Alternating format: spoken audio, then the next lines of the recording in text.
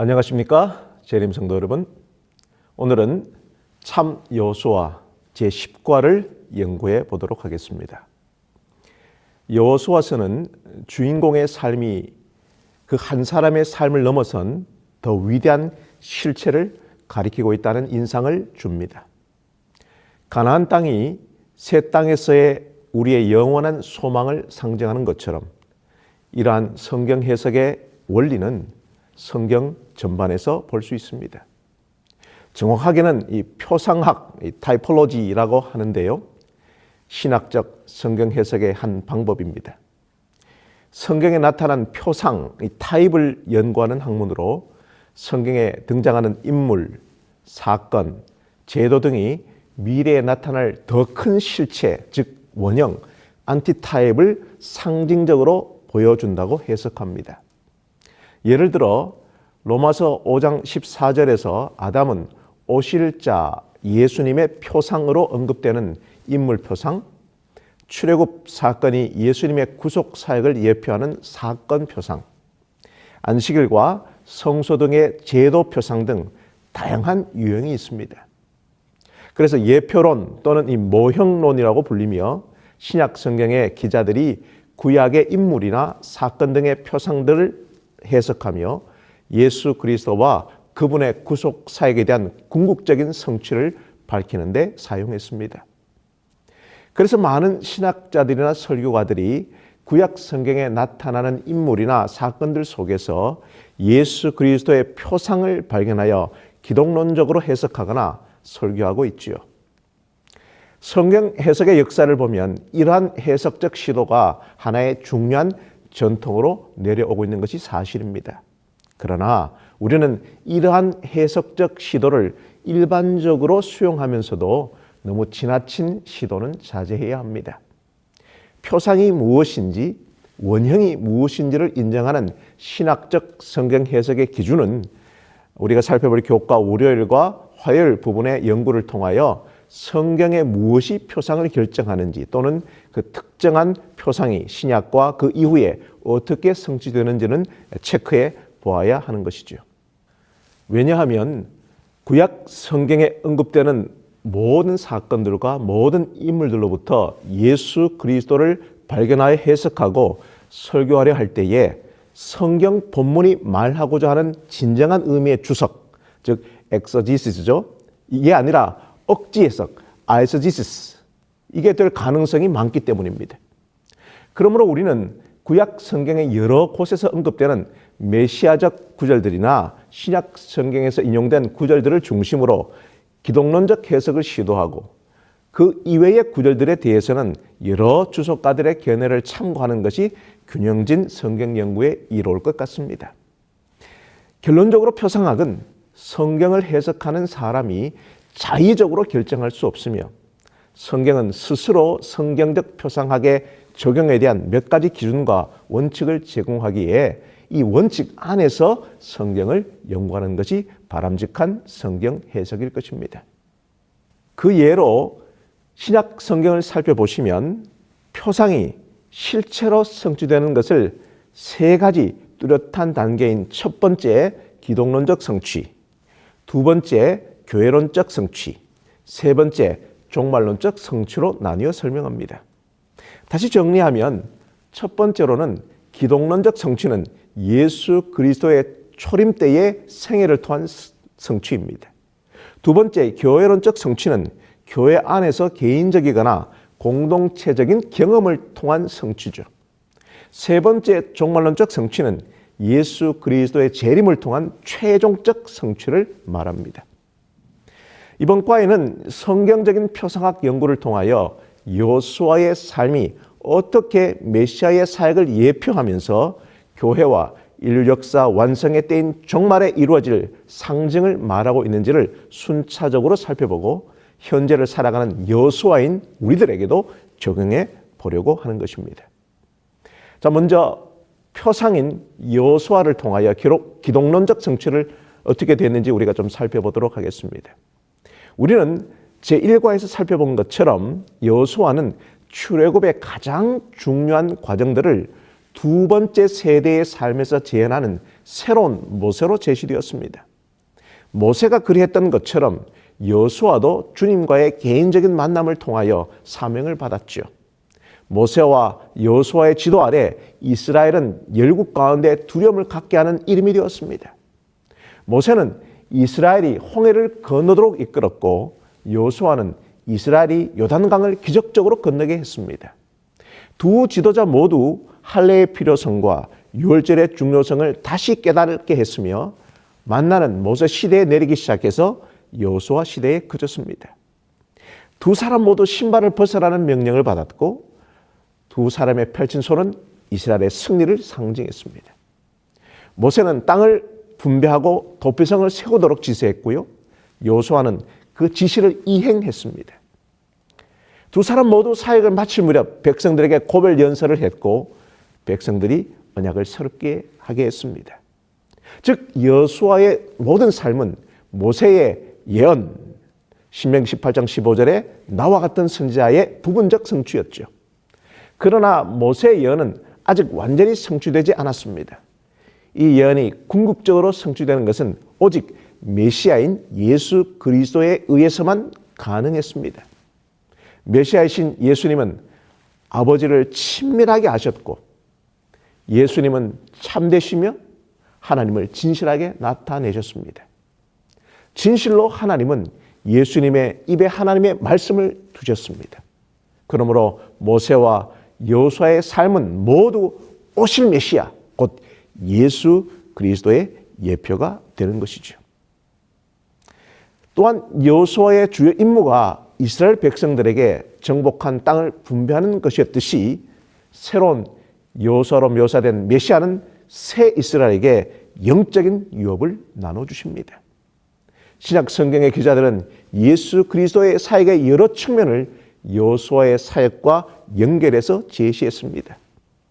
여호수아가 광야에서 40년을 보낸 후 가나안에 들어갔듯이 실체 여호수아이신 예수님은 광야에서 40일을 보내신 후 지상 사역을 시작하셨고 부활 후에도 광야 같은 이 땅에서 40일을 보내신 후에 하늘 사역에 들어가셨죠. 예수님께서 요단강에서 침례를 받으신 후 복음서 기자들은 메시아 시편인 시편 2편 7절과 고난받는 여호와의 종에 관한 노래인 이사야 42장 1절을 인용합니다. 결론적으로 실체이신 참 여호수아이신 예수님은 침례를 통해 죽임 당하시기까지 신실한 순종의 삶을 사시고 악의 세력에 맞서 여호와의 전쟁을 싸우시는 하나님의 전사로 나타나십니다. 십자가를 지신 그분의 삶과 죽음은 사탄을 몰아내고 우리의 영적 원수들을 정복하며 당신의 백성들에게 영적인 안식을 주셨으며 구원받는 자들에게 유업을 나누어 주셨습니다. 자, 그렇다면 여호수아 20장에 기록된 이 도피성 제도를 통해 예수님의 기독론적 성취로서의 표상학의 실체 적용을 좀 해보도록 하겠습니다. 고대 이스라엘 사회를 인권이 존중되는 사회로 유지시키려는 하나님의 의도가 담겨있는 도피성 제도는 기독론적 표상학의 성취로 해석할 수 있다고 봅니다. 죄 많던 인간들이 죄의 형벌로 고통당하고 있을 때 예수님을 그리스도로 믿고 그분 앞에 나아가기만 하면 누구든지 의롭게 만들어주시는 하나님의 구원 계획을 생각해 보면 예수 그리스도는 분명히 우리의 도피성이십니다. 특히 도피성에 존재하던 대제사장의 죽음이 그곳에서 표했던 자의 자유를 의미했던 점은 우리의 대제사장 되시는 예수 그리스도의 십자가에서의 죽음이 모든 믿는 자들의 죄를 대속하는 사건을 상징적으로 미리 보여준 사건이라고 볼 수 있습니다. 히브리서 4장 14절에 16절의 말씀입니다. 그러므로 우리에게 큰 대제사장이 계시니 승천하시니 곧 하나님의 아들 예수시라. 우리가 믿는 도리를 굳게 잡을지어다. 우리에게 있는 대제사장은 우리의 연약함을 동정하지 못하실 이가 아니요 모든 일에 우리와 똑같이 시험을 받으신 이로되 죄는 없으시니라. 그러므로 우리는 긍휼하심을 받고 때를 따라 돕는 은혜를 얻기 위하여 은혜의 보좌 앞에 담대히 나아갈 것이니라. 우리는 이러한 점을 강조하기 위해서 여호수아서 20장은 매우 중요한 참고 구절이 될 수 있으며 도피성으로 선택된 6도시들의 이 어원적 의미들을 고려하면 또 하나의 기독론적 표상의 성취인 의미가 더 깊게 이해될 수 있는 것이죠. 자, 여러분 도피성 있는 위치를 좀 보시면서 좀 보겠습니다. 먼저 요단강 서쪽에 세 도시 중에 맨 위쪽에 위치한 이 가데스는 거룩하다라는 동사에서 파생되었습니다. 그러므로 우리를 거룩하게 만들어 주시는 우리의 도피성 예수님을 강조하고 있죠. 세겜은 어깨에 짐을 매다는 동사에서 파생된 것으로 우리의 죄의 짐을 대신 지시고 가신 우리의 도피성 되신 예수님을 소개할 수 있습니다. 헤브론은 친구라는 단어와 연관이 있는데요. 그러므로 우리를 친구 삼아주신 우리의 도피성 예수님을 소개할 수 있는 것입니다. 자, 그리고 요단강 이 동편의 왼 위쪽에 위치한 이 골라는 기뻐하다라는 동사에서 파생된 것으로 우리에게 참 기쁨을 주시는 우리 도피성 예수님을 전할 수 있게 만듭니다. 라못은 높이다, 영광스럽게 하다라는 단어에서 파생된 것으로 우리를 영화롭게 만드시는 우리의 도피성 되시는 예수님을 암시한다고 볼 수 있습니다. 끝으로 베셀은 요새라는 뜻과 금이나 값진 보석이라는 뜻을 갖고 있습니다. 그러므로 우리의 요새가 되시며 도피성 되신 예수님을 암시하거나 우리를 고귀한 자들로 만드시는 우리의 도피성 예수님을 암시한다고 볼 수 있습니다. 자, 이번에는 여호수아는 한 표상으로서 예수 그리스도의 사역, 즉 기독론적 성취를 넘어서 그리스도의 몸인 교회 안에서 개인과 공동체가 경험할 교회론적 성취 부분을 좀 살펴보도록 하겠습니다. 여호수아서를 통해 하늘 가나로 가는 재림 성도가 명확하게 이해할 부분이 그리스도 안에 있는 안식을 실제 우리의 것으로 주장할 수 있는가에 대한 부분이죠. 이 주제는 히브리서의 주제 중 하나로 히브리서 3장과 4장에 잘 설명되어 있습니다. 히브리서 3장과 4장을 보시면 4가지의 안식이 나오는데 이 안식은 서로 연관되어 있습니다. 첫 번째로 이 세상을 창조하신 후 제7일에 쉬신 하나님의 안식, 히브리서 4장 4절입니다. 두 번째는 우리가 그리스도 안에서 가지고 있는 구원의 안식, 히브리서 4장 1절, 3절, 8절에서 9절입니다. 세 번째는 하늘 가나안인 천국에서 누리게 될 성도들의 영원한 안식, 히브리서 4장 11절입니다. 네 번째는 이스라엘이 가나안을 정복한 이후 하나님께서 그들에게 주신 안식, 히브리서 3장 7절에서 19절의 말씀입니다. 즉 히브리서는 현재 가나안의 안식을 넘어 하나님이 은혜로 누리는 영원한 안식은 우리 그리스도인들이 자신의 모든 것을 그리스도께 양도하고 믿음으로 그리스도 안에 있는 유업을 자기 것으로 주장하게 될 때 체험할 수 있음을 아주 명확하게 제시하고 있죠. 자, 그렇다면 여호수아 시대에 이스라엘이 가나안을 정복하고 그 기업을 차지하기 위해 싸운 전쟁들은 현재 교회의 영적 투쟁을 예표하고 있다는 교회론적 성취의 부분을 분명하게 우리가 인지해야 하는 것입니다. 자, 예를 들면 요한계시록 2장과 3장에 나오는 7교회를 향한 메시지의 매 끝마다 반복되는 이기는 자라는 표현을 주목해 보시기 바랍니다. 이기는 자를 헬라 원어로 보게 되면 정관사가 더해진 분사 형태의 독특한 형태로서 요한계시록 2장과 3장에 7번 사용되며 특히 역사의 종말의 종점, 그 클라이맥스인 요한계시록 21장 1절에서 7절의 새 예루살렘에도 사용되고 있습니다. 계시록 21장 1절에서 7절의 말씀입니다. 또 내가 새 하늘과 새 땅을 보니 처음 하늘과 처음 땅이 없어졌고 바다도 다시 있지 않더라. 또 내가 보매 거룩한 성 새 예루살렘이 하나님께로부터 하늘에서 내려오니 그 준비한 것이 신부가 남편을 위하여 단장한 것 같더라. 내가 들으니 보좌에서 큰 음성이 나서 이르되 보라 하나님의 장막이 사람들과 함께 있으며 하나님이 그들과 함께 계시리니 그들은 하나님의 백성이 되고 하나님은 친히 그들과 함께 계셔서 모든 눈물을 그 눈에서 닦아주시니 다시는 사망이 없고 애통하는 것이나 곡하는 것이나 아픈 것이 다시 있지 아니하리니 처음 것들이 다 지나갔음이라. 보좌에 앉으신 이가 이르시되 보라 내가 만물을 새롭게 하노라 하시고 또 이르시되 이 말은 신실하고 참되니 기록하라 하시고 또 내게 말씀하시되 이루었도다. 나는 알파와 오메가요 처음과 마지막이라. 내가 생명수 샘물을 목마른 자에게 값없이 주리니 이기는 자는 이것들을 상속으로 받으리라. 나는 그의 하나님이 되고 그는 내 아들이 되리라. 자, 여러분, 요한계시록 2장과 3장의 7교회를 향한 도전과 약속이 7교회의 지역적 상황과 역사에만 연결되어 있는 것 같지만 이것은 이중 적용으로 각 교회에 보내는 모든 편지마다 성령이 교회들에게 라는 이 표현을 반복함으로써 결국은 모든 시대의 교회들을 향한 메시지인 것이죠. 바로 이 언어적 평행성의 기법을 통해 요한계시록은 7교회의 모든 교인들이 새 예루살렘에 들어가도록 사단과 죄의 권세에 피 흘리기까지 싸우며 그 전투에서 이기고 승리하도록 도전하기 위해 지어졌다는 것을 우리는 알 수 있는 것입니다. 그래서 여러분 이 관점에서 에베소서 6장 12절을 좀 보십시오. 우리의 씨름은 혈과 육을 상대하는 것이 아니요 통치자들과 권세들과 이 어둠의 세상 주관자들과 하늘에 있는 악의 영들을 상대합니다. 이 영적 전쟁은 하늘에서부터 있었지만 그 본격적인 싸움은 예수님이 이 땅에 오실 때부터 우주적인 전쟁이 된 것입니다.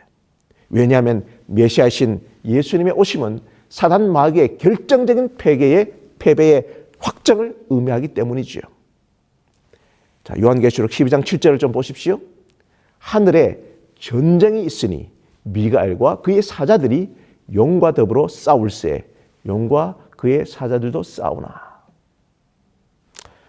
그래서 이 유진 피터슨의 메시지 성경은 이 에베소서 6장 13절을 이렇게 좀 번역합니다. 이 싸움은 잠깐 출전해서 쉽게 이기고 금세 잊고 마는 한나절 운동 경기가 아닙니다. 이 싸움은 지구전, 곧 마귀와 그 수하들을 상대로 끝까지 싸우는 사느냐 죽느냐의 싸움입니다.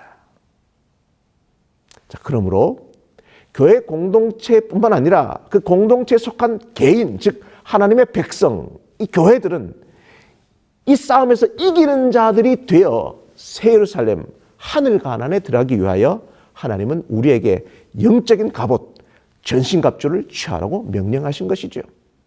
왜냐하면 우리는 영적인 전쟁터에 서 있기 때문인 것입니다. 여호수아 5장을 좀 보십시오.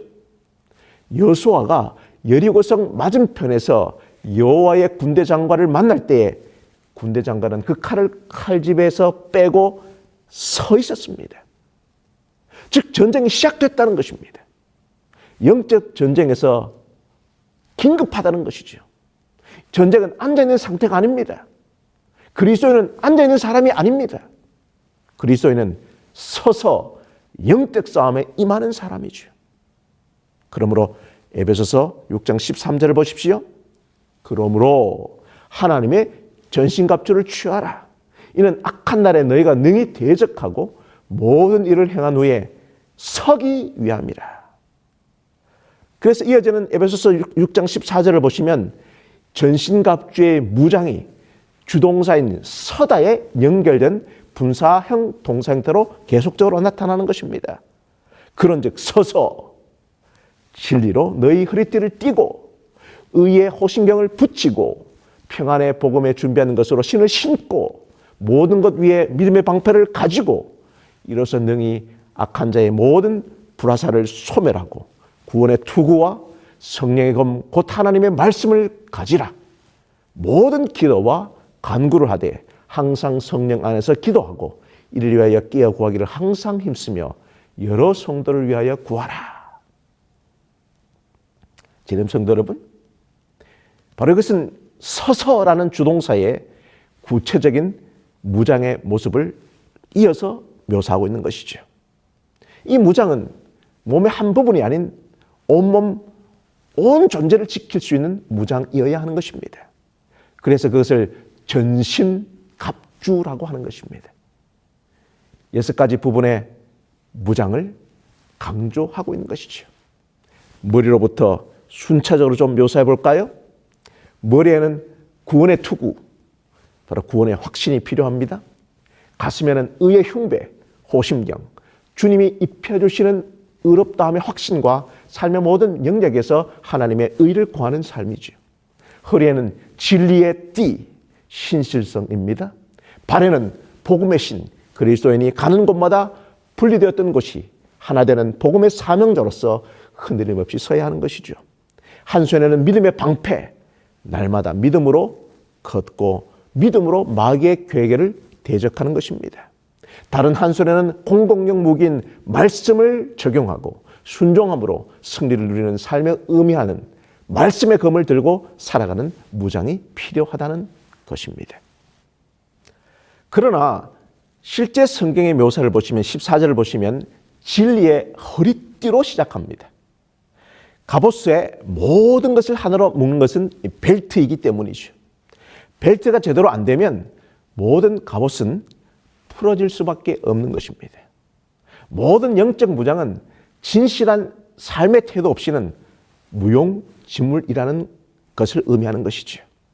그리고 이 무장에는 등을 보호하는 무기와 그 대책이 없어요. 그러니까 마귀에게는 등을 돌리지 말아야 합니다. 마귀를 향해서는 전진만 했을 뿐이죠. 피하면 안 됩니다. 결코 등을 돌리지 않는 쟁기를 잡고 뒤를 돌아보지 않는 삶이 필요한 것입니다. 그러나 재림 성도 여러분, 우리가 철저하게 좋은 갑옷으로 무장하고 값비싼 검을 들고 있다고 해서 저절로 전쟁터에서 승리가 보장될까요? 아니지요. 이제 갑옷을 잘 여미고 무기를 제대로 사용하기 위해서는 몸과 손을 움직이는 내적인 힘이 필요합니다. 그것이 바로 기도인 것입니다. 우리가 승리할 수 있는 모든 인간적인 조건이 갖추어져도 기도 없이는 영적 승리는 가능하지 않는 것이죠. 전신갑주를 취하는 목적이 서기 위함인데 서기 위해서는 기도에 무릎을 꿇어야 한다는 것이 놀라운 진리의 역설인 것입니다. 우리가 영적 전투에 임하여 하나님의 전신갑주를 취한 채 굳건히 설 수 있는 가장 확실한 길은 하나님 앞에 우리의 기도의 무릎을 꿇고 엎드리는 길인 것입니다. 전쟁에 있어서 총도 중요하지만 더 중요한 것이 있다면 바로 무전기죠. 기도는 하나님과 나 사이의 영적인 무전기인 것입니다. 그러므로 에베소서 6장 18절입니다. 모든 기도와 간구를 하되 항상 성령 안에서 기도하고 이를 위하여 끼어 구하기를 항상 힘쓰며 여러 성도를 위하여 구하라. 이 구절의 말씀을 영어 성경으로 읽어보면 NIV입니다. 모든 기도, all kinds of prayer, 항상, all occasion, 여러 성도가 all the saints로 되어 있습니다. 곧 모든 유형의 전심을 다한 기도로 모든 성도가 이 싸움에 임할 것을 강조하고 있는 것이죠. 특히 재림 성도 여러분, 이 성경에서 바울 사도는 친히 자신을 위한 중보기도를 부탁합니다. 왜냐하면 중보기도가 필요하지 않을 만큼 강한 그리스도인이란 존재하지 않기 때문입니다. 19절을 보십시오. 또 나를 위하여 구할 것은 내게 말씀을 주사 나로 입을 열어 복음의 비밀을 담대히 알리게 하옵소서 할 것이니. 그러므로 재림교회와 재림성도의 유일한 관심은 복음을 전하는 것이 되어야 합니다. 교회는 혼자서 잘 믿고 혼자 잘 살기 위해 존재하는 것이 아닙니다. 교회는 전도하는 일을 게을리해서는 안 됩니다. 왜냐하면 이 모든 것은 영적 전쟁이기 때문입니다. 모세는 하나님의 인도로 자신의 후계자인 여호수아를 세웠습니다. 그러나 여호수아는 자신의 재능만으로 이스라엘 민족을 공격하는 적들의 손에서 구원하고 보호할 것이라고 생각하지 않았습니다. 그래서 모세는 어떻게 했습니까? 여호수아가 이끄는 이스라엘 백성이 아말렉 부족의 공격을 받고 전투가 시작되자 모세는 아론과 훌을 데리고 산꼭대기로 올라갑니다. 그리고 손을 들고 하늘의 여호와 하나님께 도움을 구하죠. 흥미로운 사실은 모세의 팔이 내려가면 이스라엘이 지고 모세의 손이 올라가면 이스라엘이 승리합니다.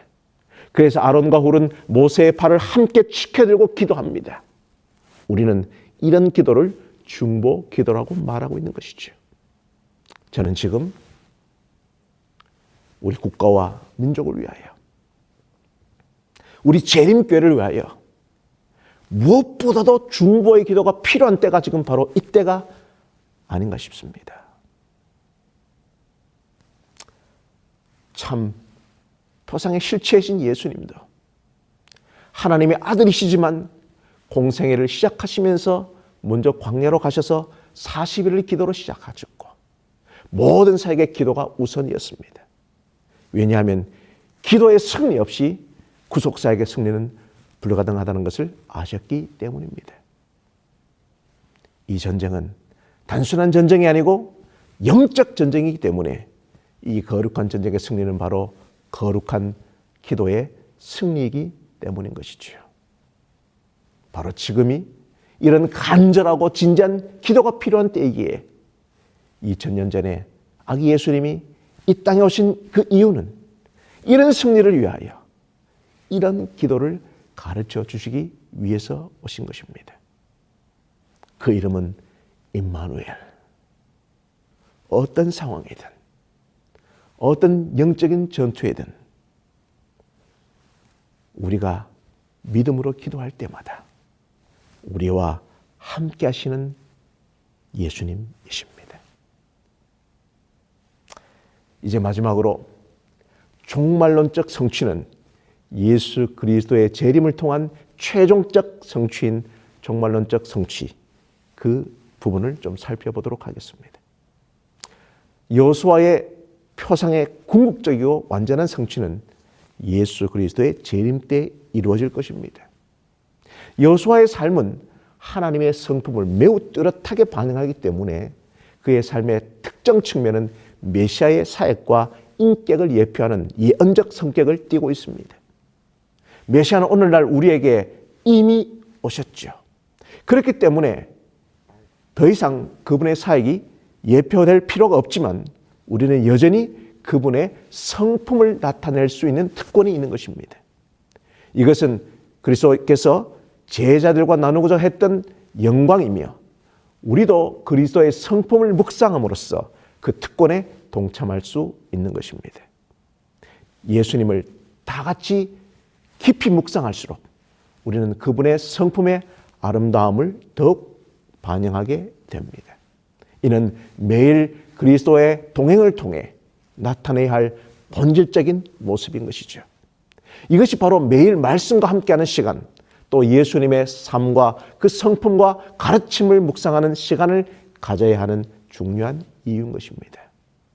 우리는 바로 그 주님을 바라봄으로 변화된 사람이 될 수 있습니다. 그러므로 여호수아서의 중심 인물은 여호수아가 아니라 여호와 하나님이시죠. 여호수아를 읽으면 결국 여호수아의 원형이신 하나님에 관한 놀라운 진리들을 많이 발견하고 바라봄으로 변화되어 하나님의 성품을 온전히 우리가 나타내야 합니다. 이것이 진정한 종말론적 성취의 목적인 것입니다. 첫 번째, 우리가 깨달아야 할 하나님의 품성은 이스라엘의 언약의 하나님이라는 것입니다. 하나님은 모세를 통하여 이스라엘과 언약을 맺으셨습니다. 모세는 죽었지만 살아계신 하나님께서는 그의 택한 백성들을 통해 그들 가운데서 여전히 일하고 계십니다. 이스라엘 백성에게 명령할 때 여호수아는 종종 하나님을 주 너의 하나님이라고 부르고 있습니다. 이처럼 이스라엘은 하나님의 것입니다. 그러나 그는 또 온 땅의 주이십니다. 이스라엘과 특별한 관계를 맺고 계시기는 하지만 하나님께서는 그의 축복을 모든 열방들에게 주시기 위해 그런 관계를 맺으신 것입니다. 가나안에 있는 이방 족속들은 하나님께서 이스라엘을 위하여 행하신 일들에 대해 듣고 간담이 서늘해졌죠. 그것은 그들이 섬기는 신들 중에 어느 신도 그와 같은 능한 일을 한 적이 없기 때문입니다. 두 번째로, 하나님의 품성은 약속을 지키시는 하나님이시죠. 하나님은 유대민족 조상들에게 그 땅을 주시겠다고 약속하셨는데 그 약속을 신실하게 지키셨습니다. 하나님은 모세에게 이스라엘이 가나안에 있는 족속들을 내어 쫓고 그들을 물리칠 것이라고 약속하셨는데 그 약속 또한 신실하게 지키셨습니다. 그래서 여호수아는 말년에 그의 백성들에게 그들의 하나님 여호와께서 그들에 관해 하신 선한 말씀 중 하나라도 이루어지지 않은 것이 없다고 말할 수 있었던 것입니다. 세 번째, 하나님의 품성은 죄를 묵인하지 않으시는 하나님이십니다. 아간이 하나님께서는 여리고에서 금하신 것을 어겼을 때 하나님께서는 그의 축복을 거두셨습니다. 그래서 이스라엘은 아이에서 패배했고 여호수아가 이스라엘의 집에 있는 그 죄를 다루기까지 승리를 기대할 수 없었습니다. 그러나 그는 또 우리가 우리의 죄를 자백할 때 우리의 죄를 깨끗하게 하신 다음 또다시 승리할 수 있는 기회를 주시는 용서의 하나님이시죠. 네 번째 하나님의 품성은 그의 백성이 순종하기를 요구하시는 하나님이십니다. 이스라엘은 가나안 땅에 들어가기 전에 하나님께서 요구하시는 요구들을 먼저 순종해야만 했습니다. 그 이유는 그들이 그의 언약 백성이기 때문이죠. 여호와께서는 여호수아에게 그의 성공의 비결은 믿음과 하나님의 말씀에 대한 순종이라고 말씀하셨습니다. 하나님께서는 그 땅을 정복할 계획을 가지고 계셨죠. 여호수아가 해야 할 일은 그 계획에 대한 순종만 하면 되는 것이었습니다. 다섯 번째, 하나님의 품성은 절대 실패하지 않으시는 하나님이십니다. 우리는 하나님을 실망시켜 드릴 수 있습니다.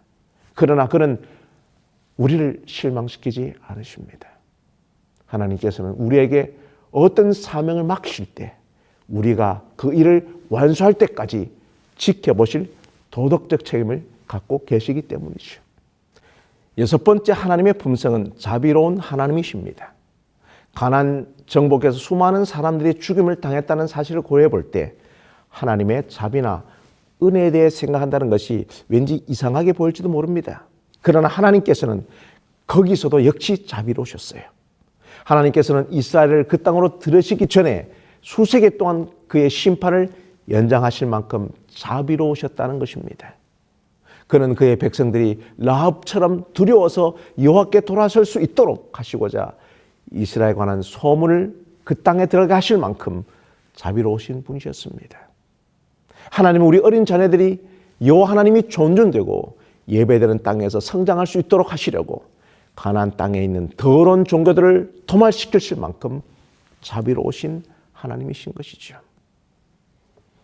재림 성도 여러분, 진정한 재림 성도의 삶이란 어떤 삶을 말할까요? 그것은 예수님의 재림의 징조만을 관심 있게 추적하는 삶이 아니라 예수님의 품성을 닮아감으로써 우리 삶의 실제적인 재림의 성취를 이루는 삶을 의미하는 것이라고 저는 생각합니다. 마지막 날 사건들 14장에 인용된 실물교훈 415, 416페이지의 말씀을 좀 보십시오. 세상에 전파되어야 할 마지막 긍휼의 기별은 하나님의 사랑의 품성을 드러내는 것이다. 하나님의 자녀들은 하나님의 영광을 드러내야 한다. 그들은 저희의 생애와 품성을 통하여 저희를 위하여 행하신 하나님의 은혜를 나타내야 한다. 존경하는 재림 성도 여러분, 우리 모두는 예수 그리스도의 재림을 통한 최종적 종말론적 성취를 향해 오늘을 살아가는 표상인 현재의 여호수아들입니다. 하나님께서는 이 여호수아들을 통해 하나님 자신이 누구신지를 드러내시며 우리에게 이렇게 명령하시고 약속하십니다. 여호수아 3장 5절입니다. 너희는 스스로 성결케 하라.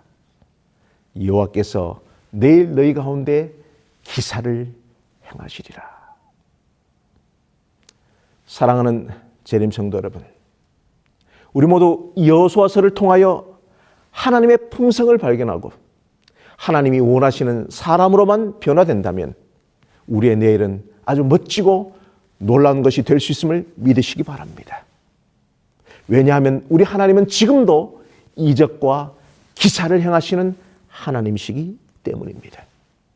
그러므로 하나님은 지금도 하나님을 믿고 순종하는 성별된 백성이 되라고 우리를 부르시고 계십니다.